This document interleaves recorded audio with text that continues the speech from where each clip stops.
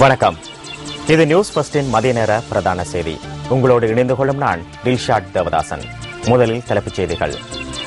அனுராதபுரம் கூட்டத்துக்கு சென்ற இலங்கை போக்குவரத்து சபைக்கு சொந்தமான பஸ்களுக்கான கொடுப்பனவு தொடர்பில் தேர்தல்கள் ஆணையாளர் விசாரணை. காலியில் புதிய ஜனநாயக முன்னணியின் ஜனாதிபதி வேட்பாளர் மைத்திரிபால சிறிசேனவின் பிரசார கூட்டத்துக்காக அமைக்கப்பட்டிருந்த மேடைக்கு சிலர் தீ வைத்துள்ளனர். கல்நேவ ஐக்கிய தேசிய கட்சியின் கூட்டம் மீது மேற்கொள்ளப்பட்ட தாக்குதலுடன் தொடர்புடைய 5 கைது. சீரற்ற வானிலையினால் அமெரிக்க விமானம் ஒன்று ஜப்பானில் அவசரமாக தரையிறக்கப்பட்டுள்ளது. இனி விரிவான செய்திகள். அனுராதபுரத்தில் நடைபெற்ற ஜனாதிபதி தேர்தல் பிரசார கூட்டம் ஒன்றிற்காக இலங்கை போக்குவரத்து சபைக்கு சொந்தமான பெரும் எண்ணிக்கையிலான பஸ்கள் பயன்படுத்தப்பட்டதாக முன்வைக்கப்பட்டுள்ள குற்றச்சாட்டு தொடர்பில் தேர்தல்கள் ஆணையாளர் விசேட கவனம் செலுத்தியுள்ளார்.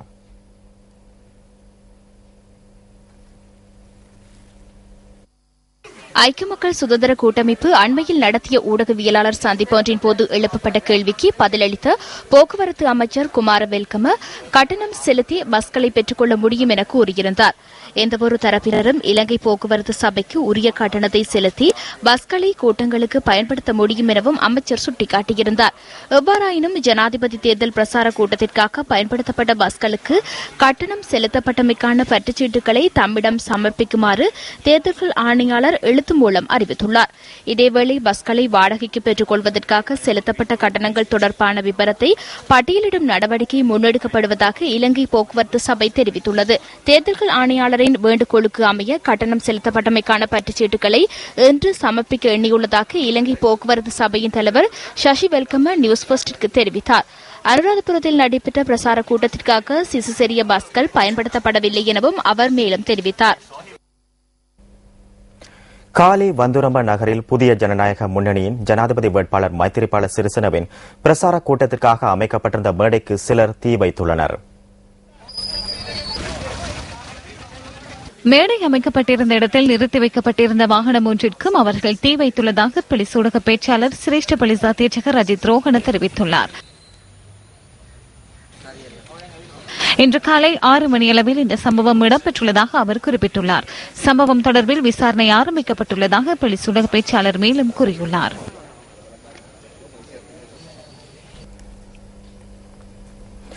சேரி வீடுகளுக்கு பதிலாக வேறு வீடுகளை நிர்மாணித்துக் கொடுக்க உள்ளதாக ஜனாதிபதி மஹிந்த ராஜபக்ச தெரிவித்தார். கொழும்பு பாமான்கடை பகுதியில் இடம்பெற்ற கூட்டத்தில் கலந்து கொண்டு உரையாற்றிய போதே ஜனாதிபதி இதனை குறிப்பிட்டார். පැහැදිලිව තමුන්නාන්සේලාට කියන්න ඕන මයුර ප්‍රදේශයේ ගොඩනැගි අපි හැදුවා වගේ තට්ටු නිවාස மயூரா பிளேஸில் நாம் மாடி குடியிருப்புகளை நிர்மாணித்தோம்.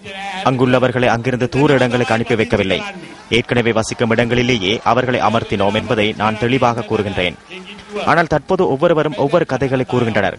கொழும்பிலிருந்து வெளியேற்றி அவிசாவலைக்கும் முஸ்லிம் மக்களை அம்பாறைக்கும் தமிழ் மக்களை யாழ்ப்பாணத்திற்கும் அனுப்பவுள்ளதாக கூறுகின்றனர். சேரி வீடுகளை அகற்றும் எமது செயற்பாட்டினை நிறுத்த வேண்டாம். எனது காலப்பகுதியில் சேரி வீடுகளுக்கு பதிலாக மக்கள் சிறப்பான குடியிருப்புகளிலேயே வாழ வேண்டும். இங்கு காணப்படும் அழகான சூழல் புதிய கட்டடங்களின் நிர்மாணத்தின் மூலம் மேலும் மாற்றம் அடையலாம். நாடு முன்னேற்றம் அடையும் போதும், அபிவிருத்தி அடையும் போதும், சமூகம் முன்னேற்றம் அடையும் போதும் அதற்கு ஏற்றவாறு ஏனையவர்களும் தயாராக இருக்க வேண்டும். உங்களது பிள்ளைகளுக்கும் உங்களுக்கும் சுபிச்சமான எதிர்காலத்தையும் சிறந்த சூழலையும் உருவாக்குவது தேவையான நடவடிக்கைகள் மேற்கொள்ளப்படும். பாதுகாப்பான இலங்கையை கட்டியெழுப்ப 8ஆம் தேதி உங்களது கடமையை நிறைவேற்ற வேண்டும் என கேட்டுக் கொள்கின்றேன்.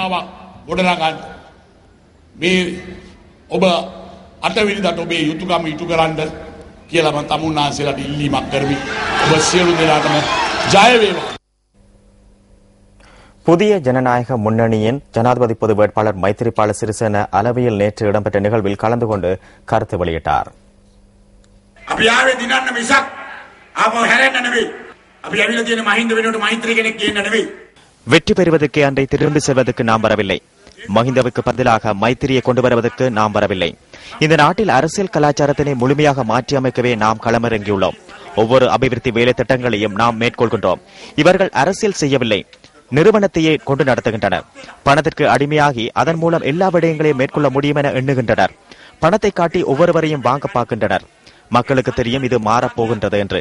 எனவே அவர்கள் தயாராக இருக்கின்றனர். பணத்தின் மூலம் இந்த மாற்றத்தை தடுப்பதற்கு முயற்சி செய்கின்றனர். கட்சியிலிருந்து வெளியில் செல்பவர்களை தடுப்பதற்காக நாட்டின் ஜனாதிபதி மாகாண சபை உறுப்பினருடன் வந்து அமர்ந்து கொண்டிருக்கின்றார். மாகாண சபை உறுப்பினர்கள் தமது கடமையை முன்னெடுக்கின்றனரா? அமைச்சர்கள் என்று செயலாற்றுகின்றனரா? ஒருவரும் இல்லை. මේ බොරු ආඥාදායකයාගේ ග්‍රෙස් මූණු 8 වෙනිදාට ගලවන සහෝදර මතක තියාගන්න.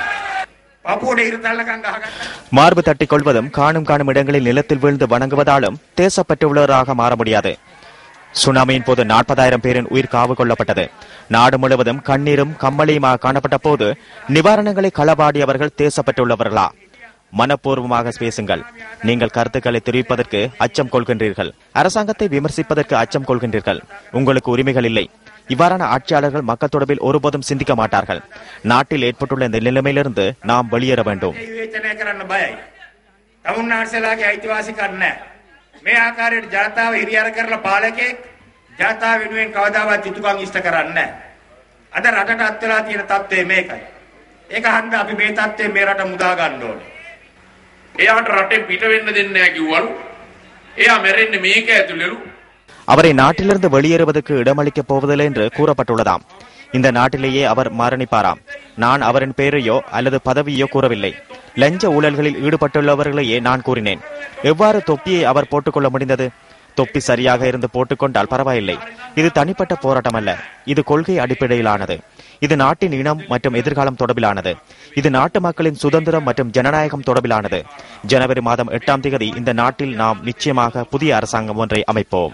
ජනතාවගේ නිදහස ප්‍රජාතන්ත්‍රවාදයේ සඳහා කාරණාවක්.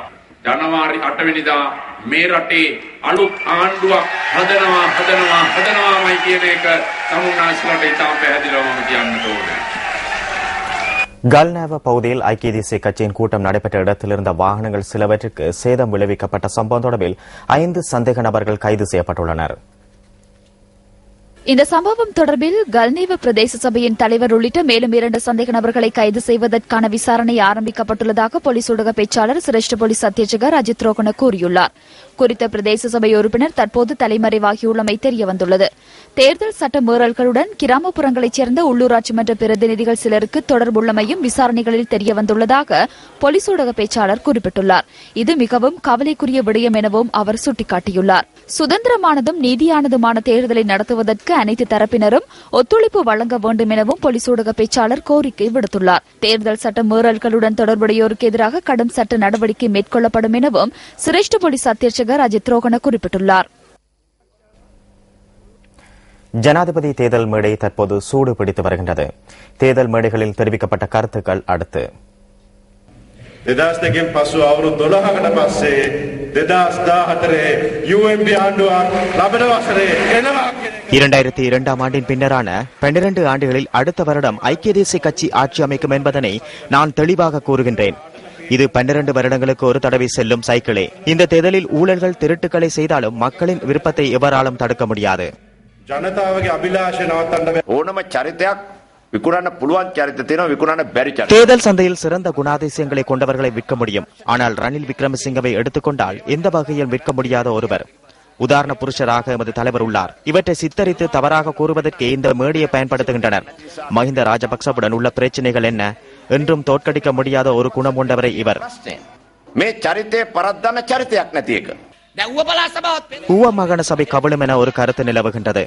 கட்சி தவம் வகையில் உள்ள உறுப்பினர்களை நேற்றைய தினம் சந்தித்து விடயம் உண்மையா என்று கேட்டேன். இல்லை, இதுவரை ஓர் இணக்கப்பாட்டுக்கு வர முடியவில்லை என்று கூறினார். ஏன் என்று நான் கேட்டேன். ஏன் உங்களுக்கு தெரியாதா என்று கேட்டார். என்னவென்று நான் கேட்டேன். 60 கேட்டார்களாம், 50 கொடுத்தால் சரி என்று கூறினார்களாம். 60 என்பது 60 மில்லியன் ஆகும். முன்னணி வர்த்தகர்கள் தமது பங்குகளை பங்கு சந்தையிலேயே விற்பனை செய்வர். இலங்கையில் கொழும்பிலேயே பங்கு சந்தை காணப்படுகின்றது. அது அலரி மாளிகையிலேயே உள்ளது. இங்குதான் பெருந்தொகை பங்குகள் விற்கப்படுகின்றன. நாம் நினைக்கும் அரசியல் இல்லை. நாட்டை சீர் செய்ய வேண்டுமா அல்லது சீர் செய்யும் தலைவர் வேண்டுமா என்று தற்போது சிந்தித்து பாருங்கள். தலைவர் ஒருவர் ஒழுக்கத்துடனும் நீதியை மதிப்பவராகவும் புத்தி சாதுரியமானவராகவும் இருக்க வேண்டும். மஹிந்த ராஜபக்ச இதில் எந்த வகையில் உள்ளடக்கப்படுவார்? ජනතා විමුක්ති පෙරමුණ කියනවා මේ මහින්දගේ කඩේ බඩු පරණයි. එතකොට සිරිසේනගේ කඩේ மகிந்த கடையில் உள்ள பொருட்கள் யாவும் பழையவை என மக்கள் விடுதலை முன்னணி குறிப்பிடுகின்றது. அவ்வாறென்றால் சிறிசேன கடையின் பொருட்கள், அதே போன்று ஜேவிபியின் கடை, அது மூடப்பட்டுள்ளது. நாட்டின் ஐக்கியத்தை சீர்குலைப்பதே மக்கள் விடுதலை முன்னணியின் தேவையாக உள்ளது. இதில் சிறிசேன மாட்டிக்கொண்டார். අමුඩ කඩනම වැටට තියලා අමුඩ ගහගන්න. දැන් මිනිහට හෙල්ලෙන්න බෑ. யாழ்ப்பாணத்திற்கும் கண்டிக்கும் இடையில் விசேட ரயில் சேவை ஒன்று ஆரம்பிக்கப்பட்டுள்ளது.